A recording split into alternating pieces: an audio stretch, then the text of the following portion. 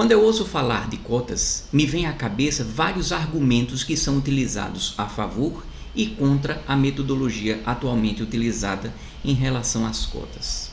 De um lado, eu ouço as pessoas dizendo: olha, é muito importante que nós façamos um resgate histórico para favorecer e garantir a presença e o acesso à universidade, ao ensino superior para aqueles desfavorecidos. Segundo o IBGE, nós temos por volta de 56,1% dessa população nesse rol dos desprivilegiados. Nós teríamos 19,2 milhões de pretos e 89,7 milhões de pardos.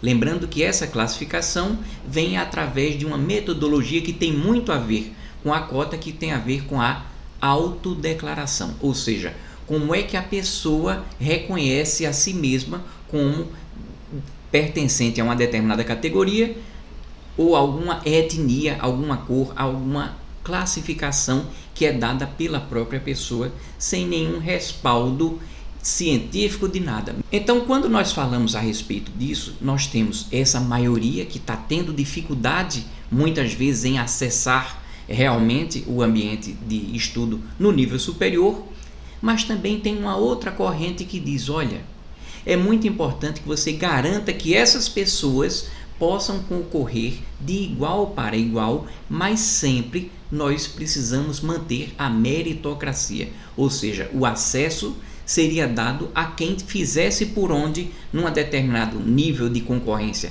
que espera-se que seja igualitária, para que só os melhores consigam alcançar aquela vaga, porque não tem vaga para todo mundo. Isso não acontece apenas no Brasil, como em boa parte do mundo. Do outro lado, a primeira pessoa diz: olha, mas como é que você vai garantir isso se aquelas pessoas não têm tido oportunidade na parte social, porque algumas vezes o pai e a mãe não têm condição de dar, por exemplo, um suporte adequado. Muitas vezes você tem alguma dificuldade no acesso à alimentação, você não tem um nível educacional que dê suporte, um background por trás para ajudar essas pessoas, de forma que para as primeiras pessoas que eu relatei, essa história de meritocracia ficaria muito como se fosse uma conversa bonita, mas que na prática não termina acontecendo. É como se a primeira equipe dissesse: olha, a tua palavra está bonita, mas você está esquecendo do direito do pobre, do direito do negro, do direito daquele menos favorecido, daquela pessoa com deficiência, ter acesso a uma cota que sem ela ele não consegue ter acesso. O outro lado enxerga que você precisaria atacar um mal maior para garantir que aquilo pudesse acontecer. Como eu via esse tipo de argumentação, olha, é de um lado, é do outro. Quantas vezes eu já ouvi falar que, olha, o importante seria que a gente classificasse em relação às cotas, não em relação à cor, mas sim em relação à sua condição social. Então, para poder entender um pouco mais a respeito disso, eu terminei buscando um pouco mais de informações para que eu não ficasse opinando sem buscar essa informação um pouco mais precisa. Eu fui investigar e achei a lei que trata das cotas, que seria a lei número 12.711, de 29 de agosto de 2012, que até o momento em que eu estou gravando é a lei que vigora. Lembrando que essa lei ela estabelece algum tipo de cota, mas a abrangência dela é para universidades federais e também as universidades públicas estaduais, elas podem aderir num nível parecido ou até menor. Depois a gente vai tratar um pouco mais a respeito desse tema. Mas quando eu fui ler essa lei, eu percebi que um pouco do que eu pensava que acontecia em relação às cotas não é exatamente do jeito que eu estava pensando. Porque quando eu ouvia, olha, a gente precisa olhar a condição social e não a cor. Isso é que seria o mais justo para que você não fizesse uma discriminação contra, por exemplo, o branco pobre. Muitas vezes isso é dito, mas eu não tinha ido investigar. Agora eu vou tentar mostrar para vocês um pouco do que eu obtive, tanto na leitura como em outros locais, explicando como é que acontece essa formatação da separação das vagas em relação às cotas, segundo os preceitos dessa lei. Então vamos supor, a partir de agora você está vendo essa imagem, em que você tem supostamente 100 vagas disponíveis a serem disputadas. Isso poderá estar numa universidade, em institutos e centros federais. Embora, como você bem sabe, as estaduais, qualquer outro local pode optar sem problema nenhum. Mas como eu estou falando dessa lei, e essa lei trata de questões federais, por isso que eu estou falando da questão federal. Então vamos supor que você tem 100 vagas totais disponíveis. Segundo a lei 12.711, dessas 100 vagas, no mínimo 50 vagas precisariam estar reservadas para os alunos de escola pública. Aos demais alunos ficaria o restante das vagas, que seria de no máximo 50%. Para facilitar, vamos colocar que ficaram das 100 vagas, 50 para os alunos de escola pública e 50 para os demais alunos. Desses alunos que vieram da escola pública, você vai ter uma distribuição dessas 50 vagas de forma que metade dessas vagas, ou seja, 25 vagas, ficariam para aquelas pessoas que pertençam a uma família cuja renda per capita seja menor ou igual a um salário mínimo e meio. Renda per capita seria você pegar a renda familiar e distribuir pelo número de membros daquela família. Renda per capita é renda por pessoa. Então, dessas 50, 25 ficaria para aqueles menos favorecidos que vieram da escola pública e os outros 25 ficariam para aquelas pessoas que pertencem a uma família que, apesar de terem vindo de escola pública, mas a renda familiar ela é superior a um salário mínimo e meio per capita. Quando você olha para essas 25 vagas que você estava analisando que foram reservadas para aqueles que tinham menor rendimento, você vai aí sim ter aquela distribuição em relação às questões que envolvem as cotas raciais, as cotas que envolvem algum tipo de característica intrínseca àquela pessoa, que tem em alguns momentos a ver com a autodeclaração, mas nós vamos falar um pouco mais a respeito. Retomando o assunto, daquelas 25 vagas, você vai ter que 14 vagas ficariam, no mínimo, para os pretos, pardos, indígenas e pessoas com deficiência.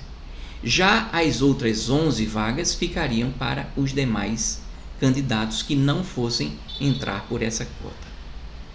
A mesma coisa que eu expliquei para vocês, para esses que vieram de escola pública com rendimento menor ou igual a um salário mínimo e meio, também vai acontecer de uma forma parecida para aqueles que vieram do ensino público e também estão enquadrados numa renda per capita um pouco maior. Da mesma forma, naquelas 25 vagas, 14 ficariam para os pretos, pardos, indígenas e PCD, e as demais vagas, que seriam 11, ficariam para os demais candidatos que estavam oriundos da escola pública. Então observe que quando a gente ouve de algumas pessoas dizerem, olha, não deveria ter esse critério em relação à cor, e sim à condição social. Eu descobri e estou demonstrando para vocês que tem sim esse caráter social. Por quê? Porque a separação das vagas, elas começam através da origem do aluno que veio da escola pública. Só depois de alguns momentos é que você vai entendendo um pouco melhor, que ele vai fazendo um detalhamento em relação à renda per capita, e dentro dessas rendas per capita, aí sim é quando ele vai fazer essa distribuição. Então eu tinha a impressão de que a questão da cota era se baseando exclusivamente na questão racial, quando na verdade eu descobri que tem a ver com o aspecto econômico também, e também com pessoas com deficiência, que eu tinha esquecido desse detalhe em relação à questão das cotas. Então, quando a gente imagina, por exemplo, a cota para efeito de beneficiar os negros, por exemplo, negros, pardos e indígenas e PCD, você vai ter um total de 14 vagas, mais 14 vagas, ou seja, 28 vagas num total de 100 vagas. Então aquilo é representativo, mas é menos representativo do que eu estava imaginando. Só que observe que existem algumas questões que envolvem essa cota que às vezes precisariam ser um pouco melhoradas enquanto ela fosse ser utilizada, enquanto não se resolvesse alguma outra questão que nós vamos tocar nesse assunto em algum momento mais para frente. O que é que acontece? A primeira coisa que você precisa é, vem cá, quem é que vai dizer quem é negro, quem é pardo, quem é indígena, diante dessa nossa sociedade que ela é tão miscigenada? Existe uma variação gigantesca para que você tenha uma certa dificuldade para atribuir a condição étnica, a condição da raça, a condição da cor de uma determinada pessoa. E isso a gente vai tratar um pouco mais adiante também. Já se a cota tiver em relação à pessoa com deficiência, aí sim o critério fica um pouco mais facilitado, porque haveria a questão de laudos médicos que poderiam sustentar essa determinada condição. Segundo essa lei, seriam considerados cotistas. Dois aspectos. Todos os candidatos que cursaram com aprovação as 3 séries do ensino médio em escolas públicas, guarda na tua mente esse detalhe, porque a gente vai falar um pouco mais a respeito disso daqui a pouco. E também seriam considerados cotistas pessoas que concluíram o ensino médio, mais uma vez o ensino médio, por meio do Exame Nacional do Ensino Médio, que seria o Enem, e Educação de Jovens e Adultos, EJA, desde que tenham cursado o ensino fundamental na rede pública. Parou para pensar? Na primeira situação, todos os candidatos que cursaram com aprovação as 3 séries do ensino médio em escolas públicas, você não está exigindo que aquele aluno tenha vindo de todo o seu histórico de estudo na escola pública, bastando que seja cursado as 3 séries do ensino médio. Mas a sua condição de cotista proveniente do Exame Nacional do Ensino Médio e Educação de Jovens e Adultos, aí sim, nesse caso, seria necessário não só que ele tivesse vindo do ensino médio e entrado como cotista através do Enem e do EJA, mas que ele tenha tido e tenha cursado o ensino fundamental na rede pública. Porque se em algum momento pode entrar como cotista aquele aluno que simplesmente cursou os 3 anos do ensino médio, ele já deixa algum tipo de brecha para que alguns pais, eu não sei se você conhece alguma realidade, se já ouviu falar de que isso venha a acontecer. Alguns pais, com a intenção de privilegiar os seus filhos, que vão ter algum tipo de imagem para se autodeclarar naquela subjetividade em relação à cor da pele, por exemplo, e fazem com que os seus filhos comecem a estudar durante apenas o ensino médio, durante aqueles 3 anos, em escolas públicas. Por quê? Porque ele faz com que o filho entre numa escola pública, que vai ser gratuita. No entanto, aquele dinheiro que ele economizou, ele termina bancando cursos preparatórios por fora. Ou seja, é como se ele já tivesse sabendo que na escola pública, aparentemente, em regra, infelizmente, você termina não tendo acesso a uma educação tão boa para garantir o acesso do filho lá no exame, e ele pega aquele dinheiro e vai garantir uma complementação. Isso é uma forma de burlar que alguns pais terminam cometendo em relação a determinada lei que eu tinha citado. Então eu já estou apontando para você uma determinada fragilidade, algum tipo de lacuna que é utilizada para distorcer a questão desejada por volta da cota. Quando nós falamos em relação a essa questão da cota, é importante que você note também um detalhe. Imagine que tenha um determinado aluno que ele conseguiu uma bolsa integral em alguma instituição particular. Nessa historinha que eu estou contando para vocês, vamos supor que ele era um aluno desfavorecido socialmente, mas que de alguma forma ele conseguiu uma bolsa integral. Olhe, a condição daquele aluno continua sendo desfavorecida em relação aos demais. Mas se ele não é oriundo de uma escola pública, mesmo aquele aluno que tinha aquela condição social desfavorecida, ele não vai ser abrangido pela cota, porque ele não está dentro daqueles critérios que foram descritos na lei como necessários para que ele entre como um cotista. Diante desse cenário de uma certa subjetividade, pelo menos quando a gente fala da classificação por autodeclaração em relação à cor, o que é que você pode dizer? Olha, se tem alguma questão em que você precisa fazer com que o teu filho entre como cotista, se a pessoa está com má fé, basta ela se declarar qualquer coisa. O nosso país é muito miscigenado. A cor da pele é apenas um detalhe. A pessoa pode ter uma pele mais clara e ter características étnicas e também um histórico familiar que possibilitariam ser enquadrada aquela pessoa, inclusive com a pele branca, ser enquadrada como negro, ser enquadrado como indígena. Então, você termina possibilitando que algumas pessoas em que o senso comum termina dizendo, olha, aquela pessoa de jeito nenhum seria uma pessoa negra, mas a pessoa se autodeclarou negro e assim ficou. Vocês vão ver que em algum momento, para tentar acabar com isso, se instituiu uma questão como se fosse um tribunal racial, mas isso é uma coisa para depois.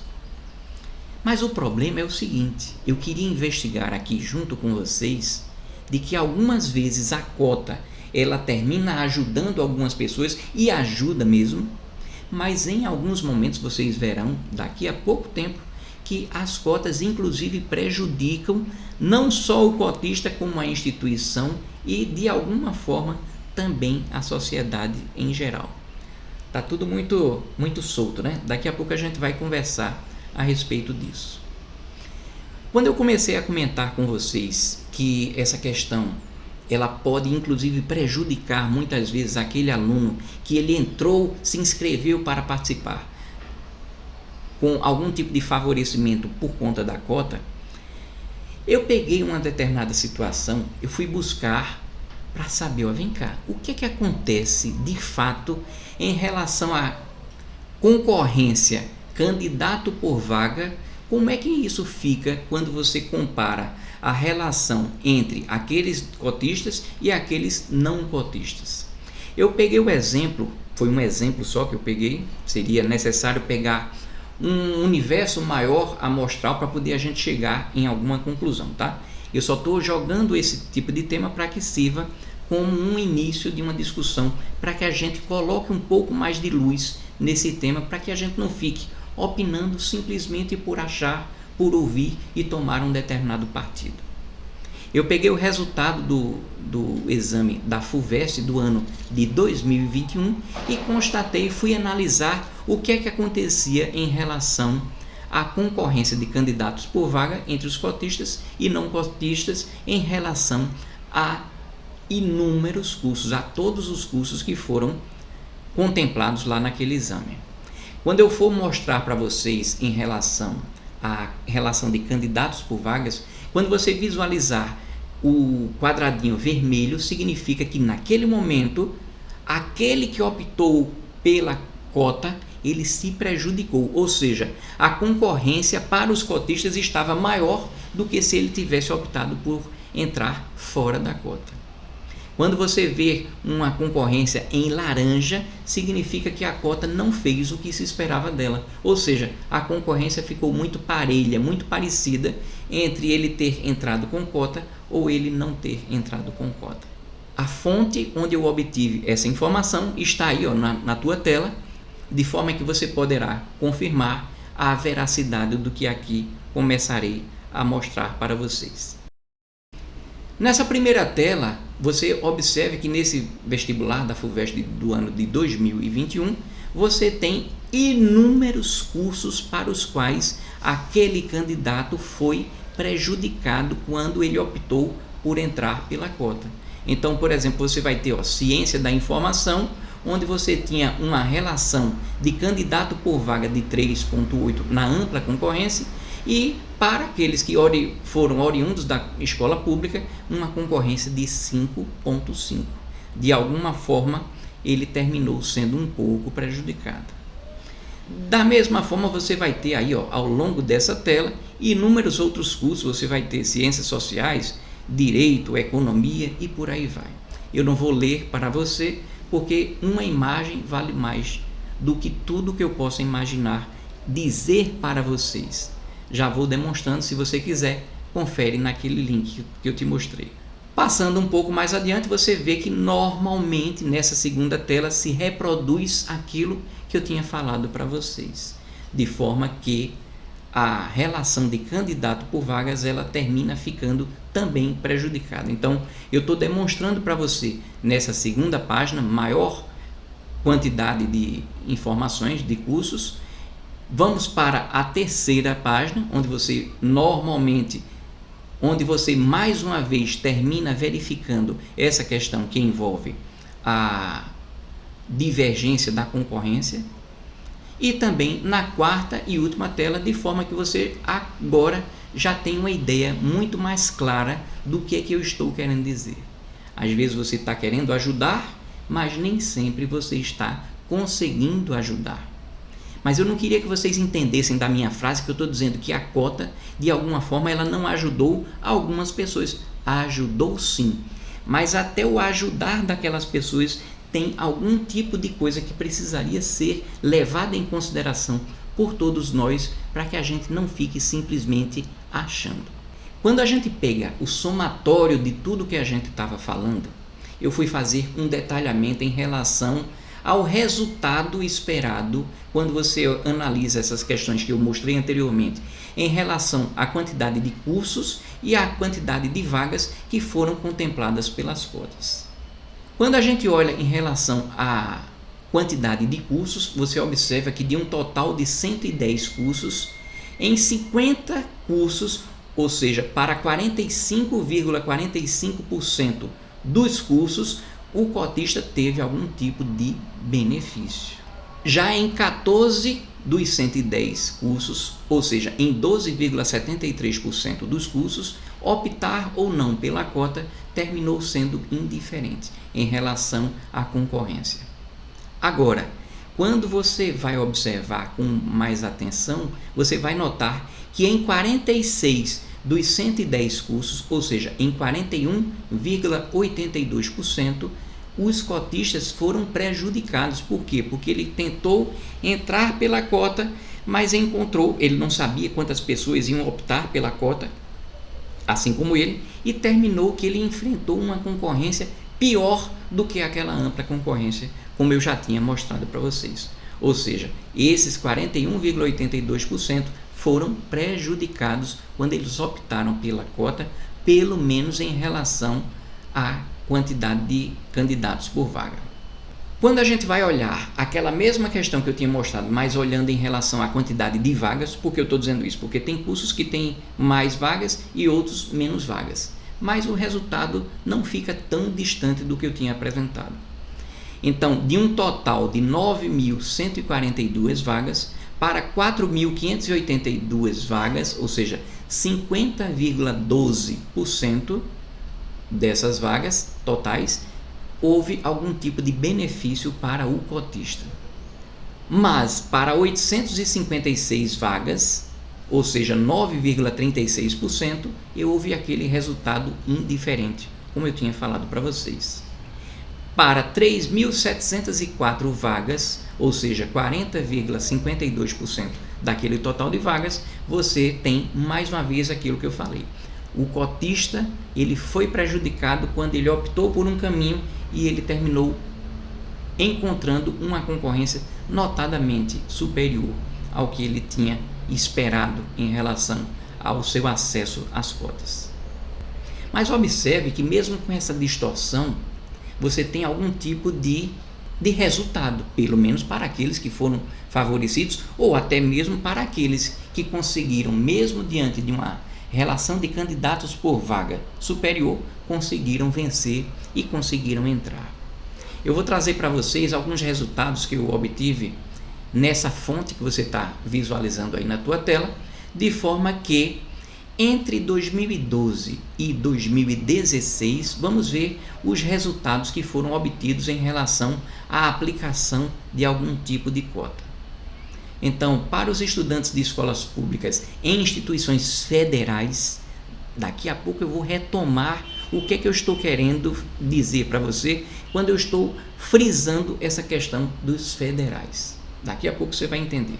Mas estudantes de escolas públicas em instituições federais de ensino superior, houve um incremento de 55,4% para 63,6% de acesso dos alunos lá na instituição federal de ensino superior. Ou seja, houve um crescimento de 15% ou de 8,2 pontos percentuais. Quando a gente olha não só em relação aos egressos de escola pública, que teve esse salto, e você se foca nessa questão que envolve aquela parte das 28 vagas que eu tinha falado, ou seja, aquela cota baseada na cor da pele, na etnia ou na condição de PCD, você vai notar que entre 2012 e 2016, os estudantes pretos, pardos e indígenas egressos da rede pública passou de 27,7% para 38,4%. Isso significa dizer que houve um aumento de 39% ou 10,7 pontos percentuais. Vamos contextualizar em relação à quantidade de pessoas que você tem no universo amostral, de pessoas que estão batendo na porta para tentar buscar o acesso ao ensino superior gratuito, por exemplo. Então, de um total de 3,4 milhões de estudantes, ingressou em cursos de graduação em 2018, mas segundo o portal do MEC, segundo esse atalho que você está visualizando aí na tua tela, você pode confirmar o que eu estou aqui dizendo. Nesse caso, 75% dos estudantes são da rede privada não alcançada pelas cotas. Você pode estar pensando, não, mas se é da rede privada, então está tudo bem, que não deva acessar a cota. Mas olha, aquelas escolas de elite em termos de número de pessoas é muito pouco. Tem tantas instituições da rede privada e que você tem pessoas que possivelmente também precisariam ter acesso a essa questão de um acesso ao ensino superior, mas elas ficam, parece que no limbo. Elas nem têm aquela educação top de linha daquele nível superior de educação das grandes escolas privadas, mas também não está sendo atendida no âmbito da cota. Existe alguém que está sendo esquecido por aí, pelo menos quando a gente fala em relação à cota. Pois é, o que eu estou querendo dizer para vocês é o seguinte: quando a gente fala da cota e do acesso através da cota, aquilo termina sendo uma coisa muito pouco representativa para o universo total dos estudantes. Vamos olhar aqui para essa tela, como você está visualizando. Vamos supor que esse retângulo azul aí significa o total de alunos que ano a ano tentam ingressar em um curso superior.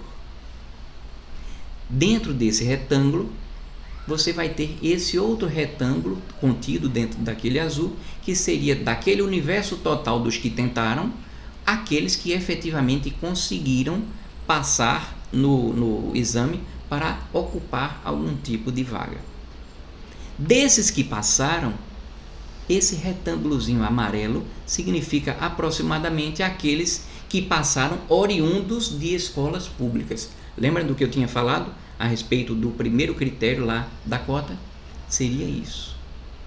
Agora, daqueles que vieram oriundos de escolas públicas, esse quadradinho verde claro significa aqueles que conseguiram vagas nas universidades públicas.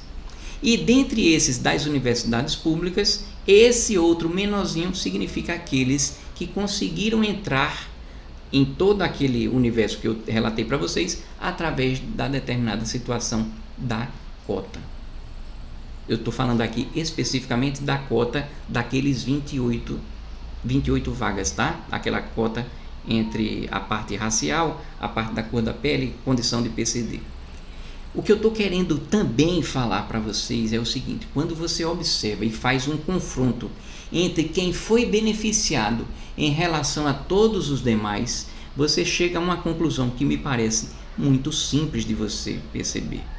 Que enquanto você fica, alguns políticos terminam chamando a atenção de que é preciso colocar a cota para ajudar essas pessoas. Mas se a cota não for uma coisa transitória para garantir para aquelas gerações que não têm tempo de esperar e merecem ter condição de acesso ao ensino superior gratuito e de qualidade, se você só fica na cota, e isso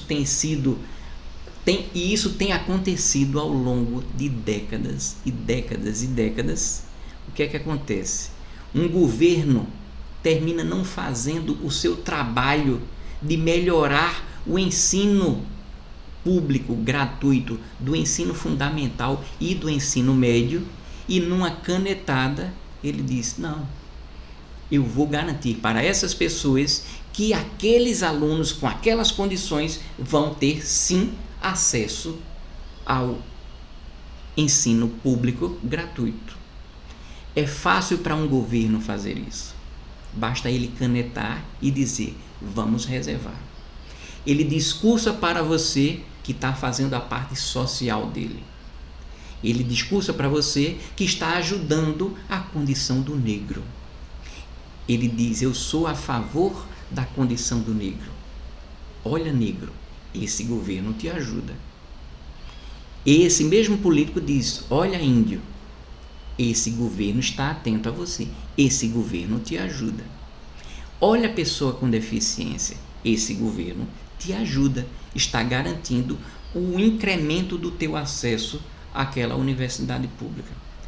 Mas as pessoas terminam não percebendo que enquanto ele, com essa facilidade da canetada, garantiu para alguns um acesso positivo, e isso é positivo para aquelas pessoas que conseguiram entrar.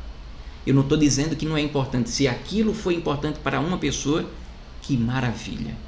Mas o que me dá uma tristeza é ver que a cota ela vem sendo utilizada politicamente como uma solução perene, sem perspectiva de retirada. Por quê? Porque o governo não está se dedicando a melhorar aí sim a educação. O grande esforço está aguardando, porque você observa que na nossa Constituição existem várias coisas que dão algum tipo de segurança para que não falte investimento na área de educação e saúde. No entanto, olha para mim, como é que você acha que está a nossa educação? Eu não estou falando do governo A, nem B, nem C. Olha ao redor. Esquece índices que são divulgados pelos políticos, pelo governo. Eu não tenho respaldo para dizer se os índices são verdadeiros, se tem algum tipo de manipulação. Se são verdadeiros, eu não estou nem sequer colocando em suspeição isso. Eu não tenho condição de opinar a respeito disso. Mas basta você olhar ao redor e notar a quantidade de pessoas que, infelizmente, segundo a minha percepção, isso tem inclusive piorado. Verdadeiros analfabetos funcionais que não têm tido nenhum tipo de informação para poder fazer um juízo de valor e entender isso que eu estou falando aqui para vocês. A cota, se ela não for algo transitório, você vai escravizar toda uma geração.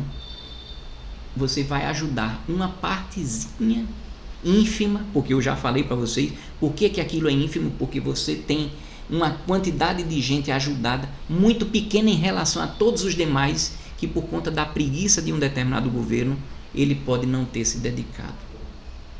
Não vá em relação ao índice do exame de alguma coisa e tal. Não. Olhe o que você pensa. Seja sincero. Olhe ao redor. Infelizmente, a nossa educação ela tem estado num nível tão sofrido que, pasmo eu, quando eu me deparo com esse nível de menor tipo de conhecimento, um menor nível educacional, um menor nível de entendimento das coisas, inclusive se reproduzindo também nas escolas particulares. Quem tem uma idade anterior à minha vai lembrar o quanto que no passado o ensino público fundamental e de ensino médio eram ensinos muito bons. No passado, em que eu não me lembro, mas que me foi dito, os estudantes que antigamente iam para a rede privada eram estudantes que às vezes não se davam bem, mas o pai tinha dinheiro para bancar e garantia o estudo do filho.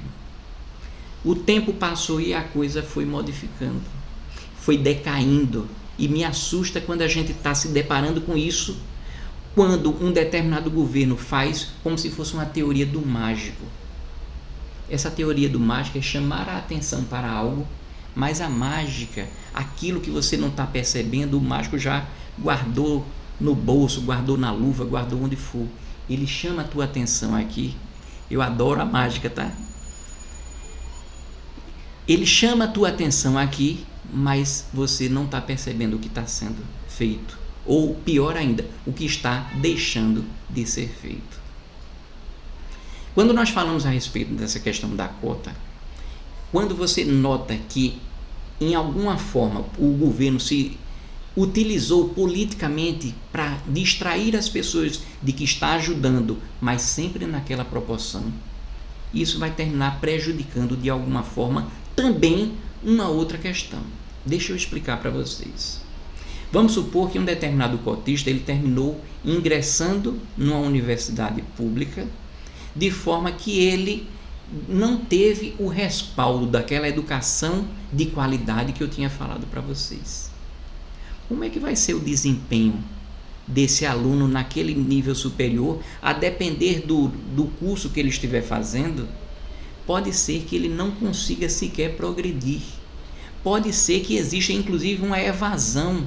O aluno conseguiu entrar, mas o nível foi crescendo e aquele resgate do que ele nunca teve no passado pode fazer com que ele desista. Mas vamos supor que ele não desiste. Ele foi até o final.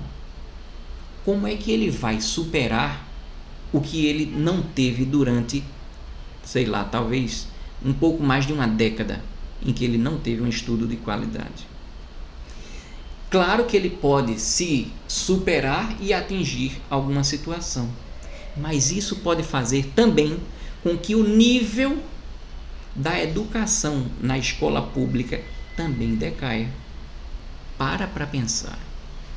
Se em algum momento você está precisando de alguém para socorrer a si mesmo ou alguém da tua família, quando você vai contratar um profissional, você gostaria muito de contratar alguém que chegou lá pela meritocracia.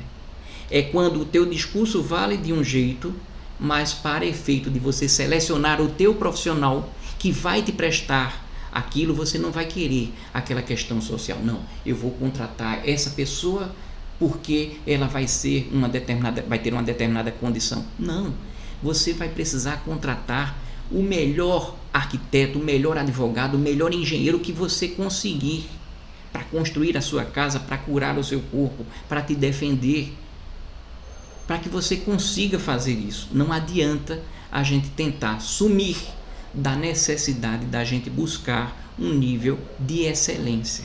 E isso é muito importante para que a gente faça aquele tipo de pensamento para perceber que a cota ela é necessária para garantir uma situação transitória, contanto que o governo faça o que precisa fazer.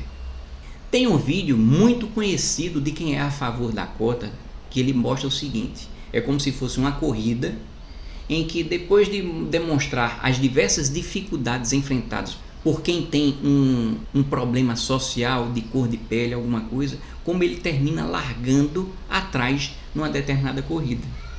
Nesse vídeo ele demonstra, segundo o seu ponto de vista, o quanto que é injusto você falar de meritocracia quando na verdade tem pessoas que já estão largando atrás. Como é que você vai exigir meritocracia se aquele está largando na frente? Aquele vídeo ele tenta convencer a você de que é necessário que você coloque todo mundo de forma igualitária. Mas qual é o erro que eu estou falando para você? É que ao invés de você frear aquele que está na frente, trazendo para cá, você deveria sim fazer o trabalho duro de colocar aquele aluno numa situação lá na frente de igualdade. Notou a preguiça que eu estou falando? E a fraude argumentativa de quem utiliza de uma verdade para justificar uma situação preguiçosa e falaciosa. O serviço, como eu falei, está lá atrás, de você garantir que aquele aluno tenha, por exemplo, um ensino de qualidade, mas que ele tenha acesso a esportes, que ele tenha acesso a um conteúdo revisional, que ele tenha alimentação, que ele tenha todas as condições que um aluno que tenha uma origem mais favorecida vai ter. Essa é que é a verdadeira justiça social. Fazer isso não é muito fácil, mas é importante começarmos. Eu só queria chamar a atenção para vocês disso, porque a gente precisa discutir. Se eu cometi algum tipo de erro, se você me entendeu errado, comenta aqui. Vai ser muito importante eu ouvir para que a gente construa algum tipo de entendimento. Mas na medida do possível, que a gente se atenha ao que efetivamente precisaria acontecer para que o nosso país suba e consiga resultados cada vez melhores. Foi muito bom estar com vocês. Enquanto isso, eu sigo contando nuvens.